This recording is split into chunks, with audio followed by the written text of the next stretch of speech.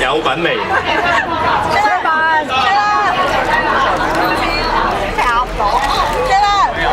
其實我哋都講過啦，即係呢個神功靈氣呢個古仔之後，我哋就會有呢個華富村 UFO 就有外星人嘅。好溫馨㗎啦呢個故事。好有溫度啲。但我記得華富村咧有個神像山咧，頭先你所講咧係有一個天地靈氣嘅地方，因為望住個海景，望住幾百座神像係震撼嘅一個位。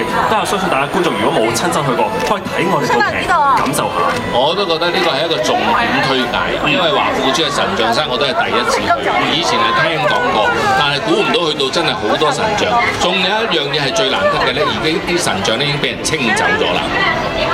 因為早排咧就好似話唔知點樣有啲問題咧，就有啲神像，我唔知清唔清得晒啦，即係我都係睇新聞嘅啫。所以大家如果想睇翻華富村嘅神像山咧，一定要留意我哋香港探秘地圖。